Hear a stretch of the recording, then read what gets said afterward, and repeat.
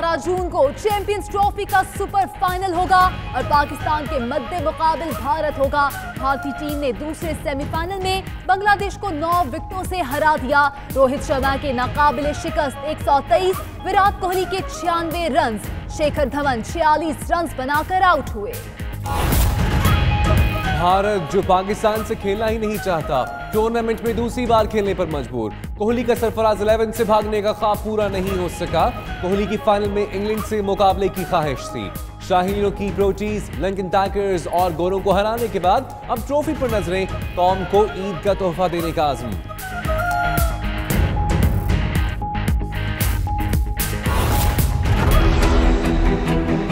मैंने एक एक पाई का हिसाब दे दिया है। मेरे एहतसाब का सिलसिला मेरी पैदाइश से भी पहले शुरू हुआ है।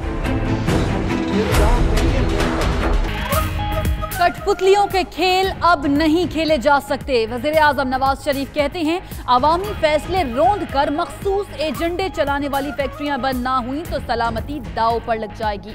उनकी 3 नस्लों का एहतसाब हुआ, एक एक पाई का हिसाब दे दिया। अगले साल 20 करोड़ अवाम की जीआईटी बनने वाली है। जीआईटी में पेशी के बाद गुफ्तगू।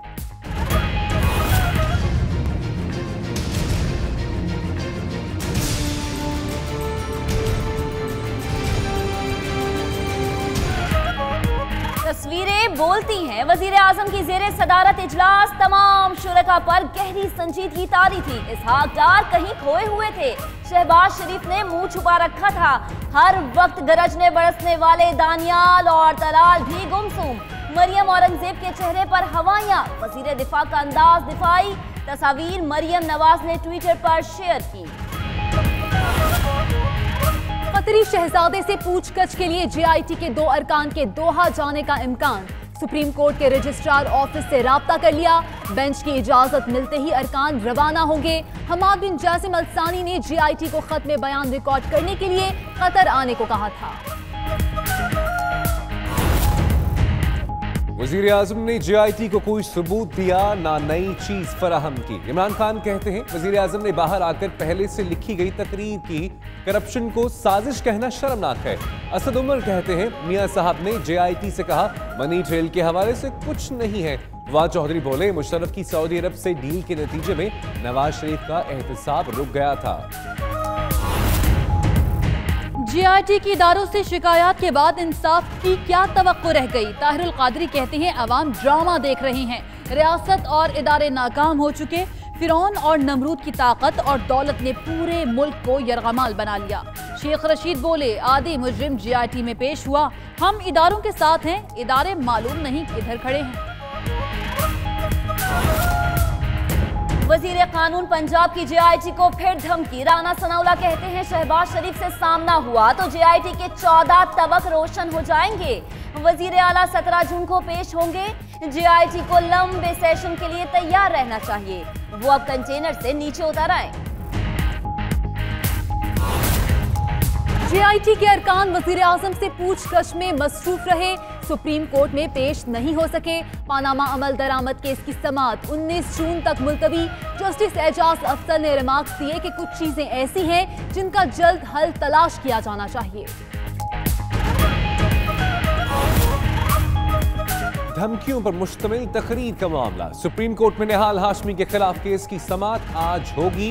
निहाल हाशमी जस्टिस एजाज अफजल की सरबराही में कायम 3 रुकनी खुसूसी बेंच के रूबरू अपना जवाब दाखिल करेंगे।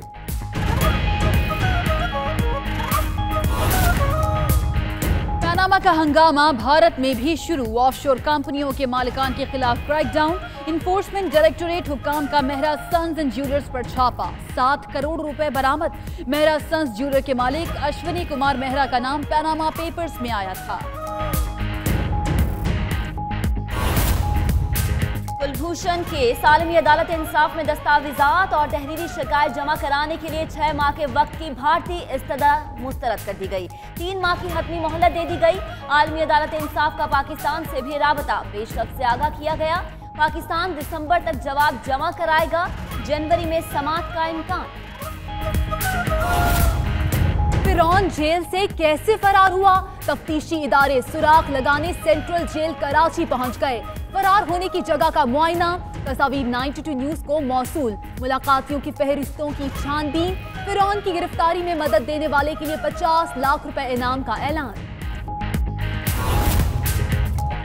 पेशावर में थाना चमकनी की हुदूद में पुलिस मोबाइल वैन पर फायरिंग। 3 पुलिस सहलकार शहीद, 1 जख्मी हो गया। पुलिस की जवाबी कार्रवाई में 1 हमलावर हलाक, 2 फरार हो गए।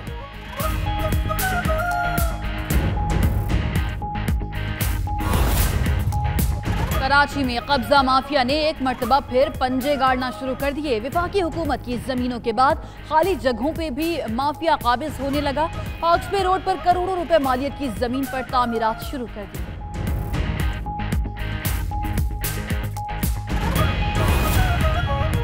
खैबर पख्तूनख्वा असेंबली के बजट इजलास में अरकान की अदम दिलचस्पी। इजलास के दौरान ड्रामे देखने का इंकशाफ।